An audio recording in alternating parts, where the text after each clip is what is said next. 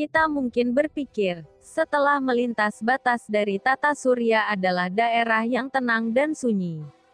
Kenyataannya, di luar batas tata surya adalah daerah ekstrim. Radiasi antariksa berada di sana, tapi di bumi dan planet sekitar tata surya kondisinya sangat aman. Bumi terlindung dari radiasi luar dan matahari, karena bumi memiliki pelindung magnet. Radiasi matahari juga melindungi planet bumi dan planet lain, karena angin matahari mendorong semua radiasi tidak masuk ke dalam tata surya. Seperti gelembung yang dibentuk oleh matahari, dan planet bumi terlindung di dalamnya. Di luar batas tata surya memang aneh, banyak hal tidak terduga. Hal ini dibuktikan oleh rekaman pesawat Voyager. Februari tahun 2014, Voyager 1 menangkap suara di luar batas ruang angkasa, di mana daerah tersebut masih terjangkau oleh magnetik dari badai matahari. Profesor fisika Don Burnett mengatakan Voyager menangkap suara gelombang kejut yang dinamakan tsunami wave. Walau Voyager 1 sudah melakukan perjalanan sejauh 400 JT/km, kepadatan plasma di luar garis tata surya semakin tinggi. Tidak jelas dari mana asal suara tersebut sampai tertangkap instrumen Voyager. Apakah getaran berasal dari matahari atau benda lain? NASA mengirim Voyager 1 dan Voyager 2, tapi keduanya berlawanan arah. Voyager 1 menggunakan teknik ketapel dengan melontarkan pesawat tersebut ketika melintas di planet Saturnus. Voyager 2 diluncurkan tanggal 20 Agustus tahun 1977, 2 minggu setelah Voyager 1 diluncurkan.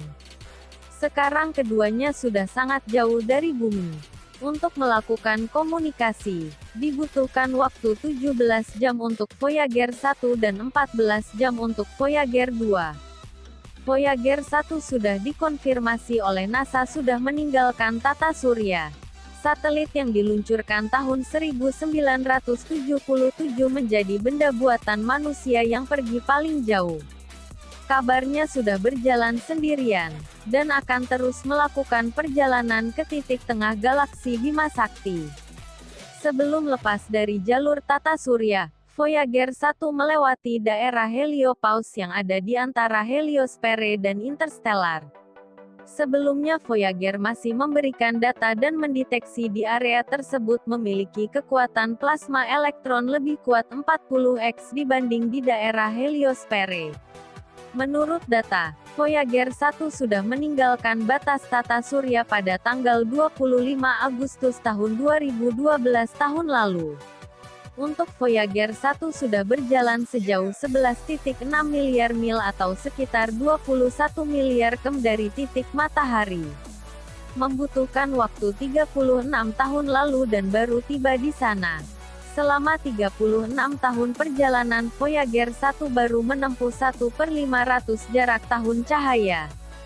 Seandainya Voyager 1 diarahkan ke planet Tau Ceti, planet seukuran bumi yang mungkin bisa ditinggali, disebut eksoplanet, dengan jarak 12 tahun cahaya. Dengan kecepatan saat ini, membutuhkan waktu 200.000 tahun, baru sampai di sana. Lalu kapan Voyager 1 bisa mencapai titik tengah galaksi Bima Sakti? Tinggal dihitung saja, panjang galaksi Bima Sakti sekitar 100.000 tahun cahaya. Asumsi matahari berada di tengah galaksi maka jarak ke titik tengah sekitar 50.000 tahun cahaya. Kalikan 50.000 x 500 perjalanan Voyager selama 36 tahun dalam satuan tahun cahaya. Sama dengan 25 juta kalikan dengan perjalanan terakhir 36 tahun. Ya sekitar 900 juta tahun lagi baru sampai ke sana. Itu pun kalau jalannya lurus. Bisa dilihat wajah para peneliti, karena sudah 36 tahun mereka mengamati perjalanan Voyager. Dari Foxy menanyakan tentang Voyager 1 ke tim NASA. Bagaimana tim NASA bisa menangkap signal dari Voyager 1? Bisa saja. Dengan teknologi saat ini, signal radio yang dikirim dari Voyager 1 dapat ditangkap. NASA menggunakan antena sangat kuat Deep Space Network. Walau pemancar di Voyager hanya berkekuatan 20 W. Apakah Voyager 1 masih bisa mengirim foto ke bumi? Katanya kamera Voyager 1 sudah dimatikan setelah mengambil foto Pale Blue Dot pada tahun 1990. Gambar terakhir diambil dari jarak 6 miliar kilometer dan bumi hanya terlihat seukuran 0,12 piksel. Kamera di Voyager 1 dimatikan agar menghemat baterai dan power digunakan untuk instrumen yang bisa mendeteksi partikel di sekitar Voyager.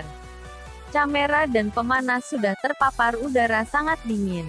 Seandainya diaktifkan kembali dari bumi, belum tentu kamera bisa bekerja. Berapa lama signal dari Voyager bisa ditangkap di bumi? Bila dihitung pada jarak saat ini, membutuhkan waktu 17 jam diterima ke bumi. Bila ditanya, berapa lama Voyager masih bekerja? Mungkin sampai tahun 2020. Setelah itu peralatan akan dimatikan bertahap. Dan tahun 2025 akan dimatikan semuanya. Data apa yang dapat diambil dari Voyager pada sisa aktif kerjanya? Masih ada beberapa instrumen seperti mendeteksi sinar kosmik galaktik, ACRS, dan medan magnetik galaksi. Kemungkinan peralatan gelombang plasma bisa bekerja. Voyager menggunakan baterai nuklir. Sampai kekuatan baterai ini habis dan mungkin sudah habis di tahun 2025. Bila baterai di Voyager habis, apakah bisa terdeteksi? Kemungkinan besar tidak. Berapa kecepatan Voyager? Katanya sekitar 38.000 mil per jam dan akan terus menjauh dari bumi. Seandainya Voyager terus menjauh, maka akan terus mendekat ke gugus bintang konstelasi Ophiuchus pada tahun 40.272. Bagaimana prosesor dan memori yang ada di Voyager dibandingkan sebuah smartphone saat ini? Tentu beda jauh. Ketika Voyager dibuat belum ada chip prosesor yang kecil seperti chip smartphone. Memori lebih kecil 270.000 kali. Dan prosesor tidak berbentuk seperti prosesor sekarang tapi dirancang khusus untuk pengolah data instrumen. Para insinyur yang menangani proyek Voyager, sebagian sudah tiada. Tetapi NASA berharap mendapatkan data lagi selama 10 tahun terakhir aktivitas Voyager 1, kata Dot. Setelah itu, mungkin tersisa 5-7 tahun masih bisa mengirim signal ke bumi. Walaupun komputer di Voyager masih sangat sederhana, sistem komputer dapat mengendalikan Voyager dan terbang sendiri. Sistem komputer akan mengambil tindakan untuk dirinya bila terjadi sesuatu yang tidak beres. Untuk mengirim signal ke Voyager membutuhkan waktu semakin lama 17,5 jam, dan balasan dari Voyager membutuhkan waktu yang sama untuk melaporkan kondisi pesawat. Posisi Voyager 1 sudah berada di heliopause, dan berada di batas tata surya. Pertemuan antara ruang hampa menuju awan Oort yang entah tidak diketahui kapan pesawat ruang angkasa tersebut sampai. Kira-kira posisi Voyager 1 telah berada 13,9 jam cahaya dari bumi. Semoga saja pesawat Voyager dapat beroperasi lebih lama lagi, sehingga kita dapat mengetahui apa-apa saja yang ada di luar angkasa sana. Sehingga ini juga dapat menambah wawasan kita dalam ilmu sains. Sekian video kali ini. Silakan klik tombol subscribe, agar saya dapat memberikan seputar informasi tentang sains dan lainnya.